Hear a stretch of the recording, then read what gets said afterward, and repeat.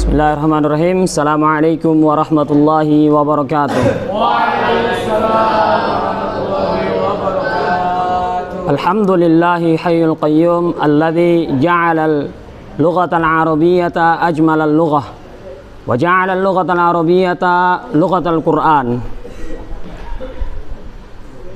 Walhamdulillahilladzi ja'ala ilman nahwi miftahan li'ulumiddin wa ja'ala al-lughata al-arabiyyata li kitabihil 'azim wa dinihil qayyim.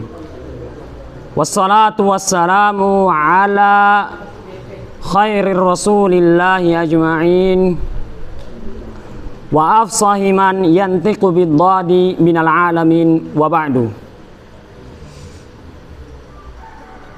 Fa ya ayyuhal hadirun al-kiram, hari ini perkenalkan, nama saya Sofyan Mau, santri dari MA Mulazama Darun Nuhad Lamongan.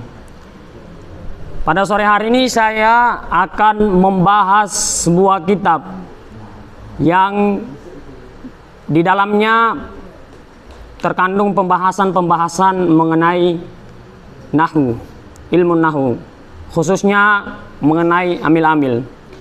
Nama kitabnya adalah Awamilul Mi'ah atau yang lebih dikenal dengan Awamilul Jurjani.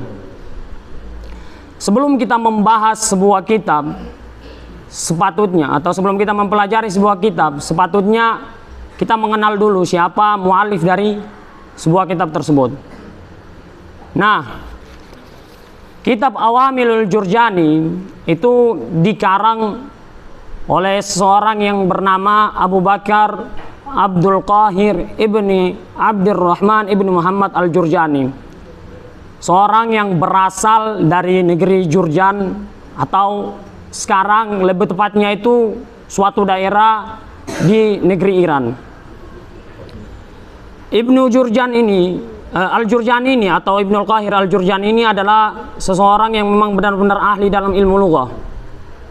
Beliau ini pernah belajar kepada seorang ahli lughah pada saat itu, namanya adalah Abul Husain Muhammad ibni Hasan Al-Farisi. Dan perlu teman-teman sekalian ketahui bahwasanya Abdul Qahir ibni Abdurrahman Al-Jurjani ini adalah orang yang pertama kali membuat ilmu balaghah, atau orang yang pertama kali mengarang ilmu balaghah.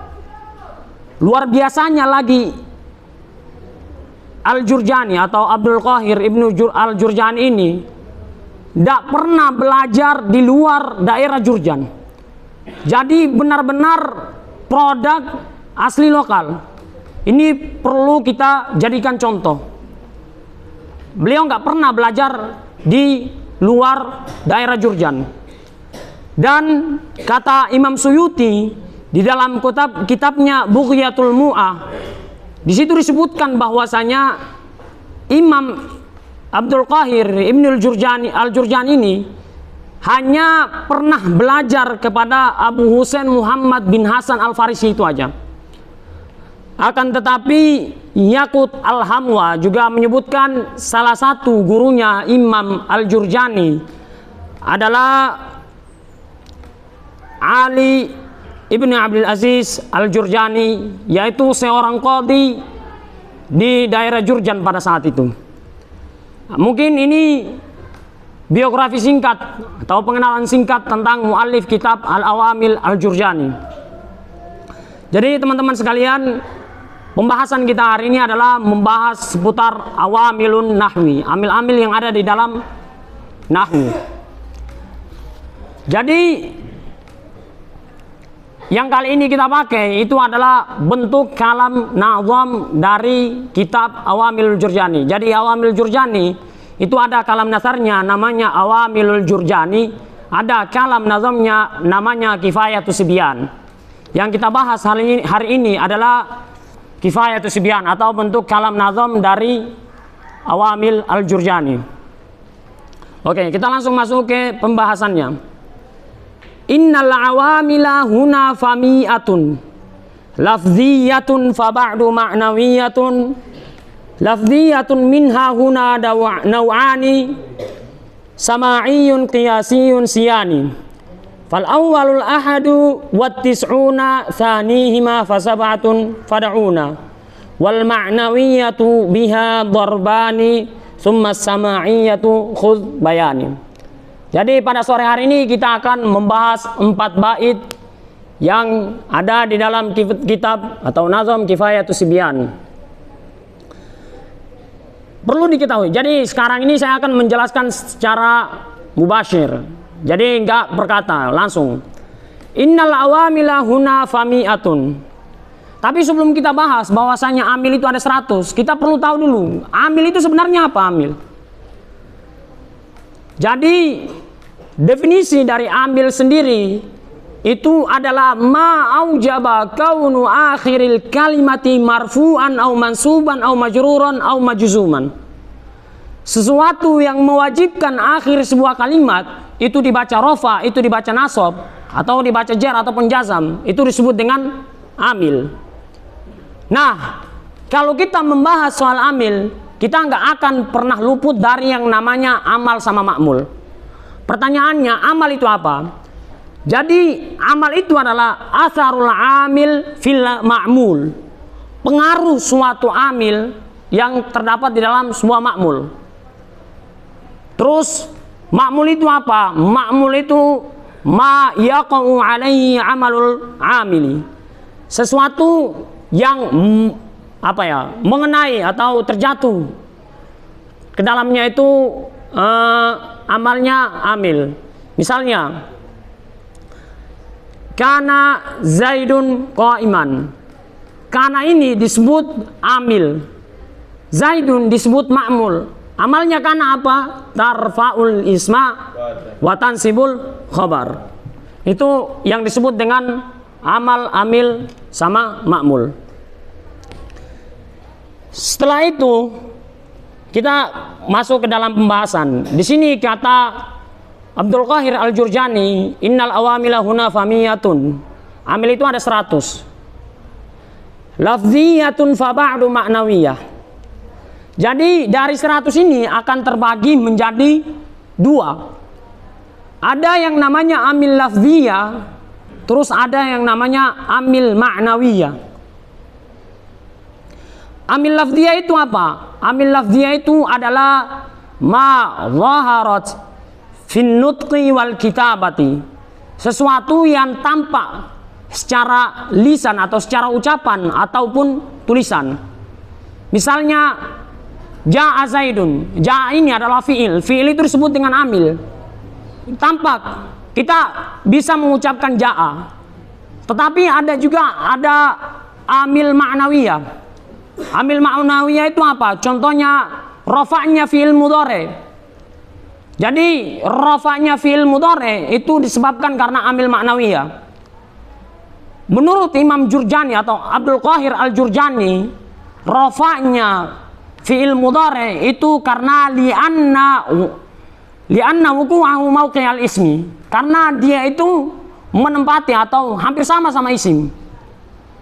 Walaupun di dalam ini nanti banyak adanya ikhtilaf.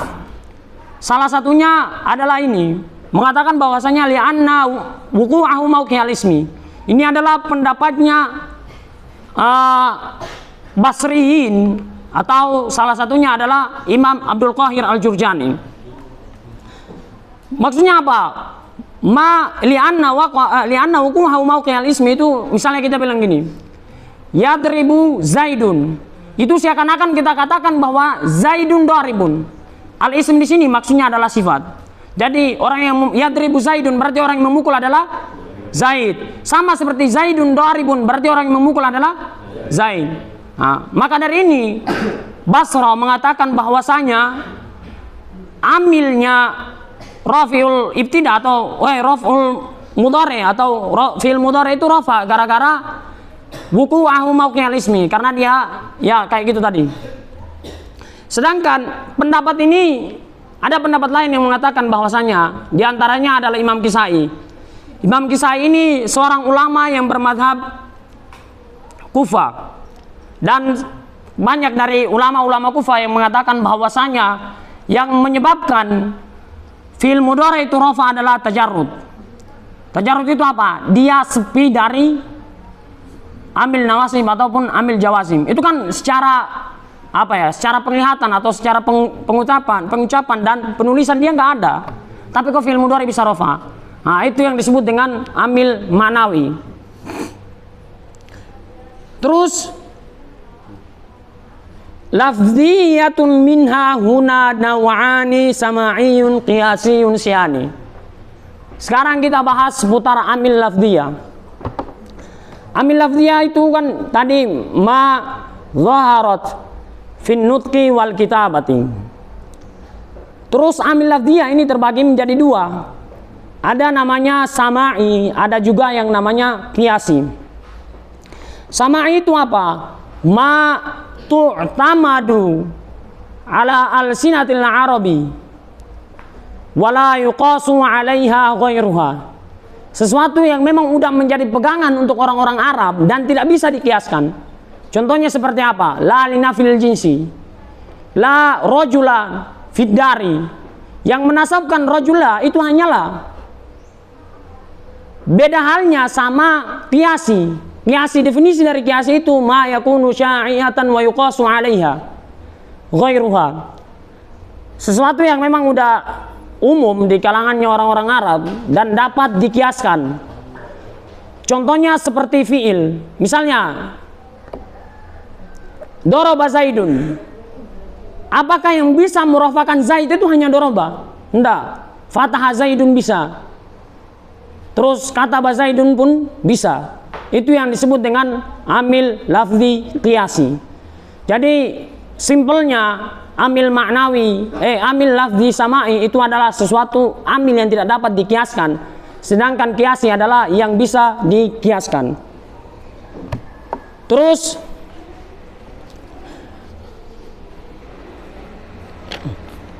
selanjutnya kita membahas tentang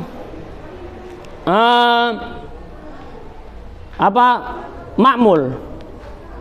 Jadi ma'mul itu perlu diketahui bahwasanya ma'mul itu ada dua. Ada ma'mul bil isalah wal ma'mul bit tab'iyah.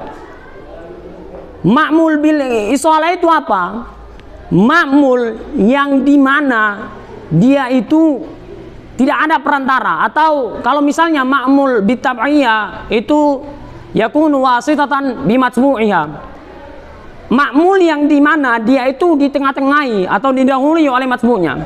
Misalnya tak tanya, ja'a Zaidun al-alimu, yang merafakan al-alimu itu siapa?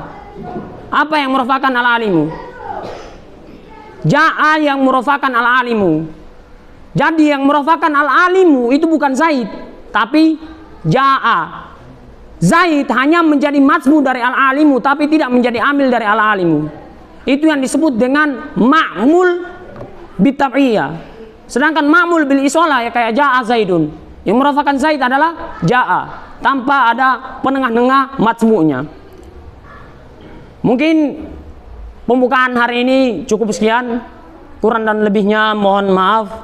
Dan kita akan bertemu di pekan selanjutnya. Pekan selanjutnya kita akan membahas seputar amil lafzi yang pertama, amil lafzi sama'i yang pertama, yaitu huruful jar, huruf-huruf jar. Cukup sekian. Assalamualaikum warahmatullahi wabarakatuh.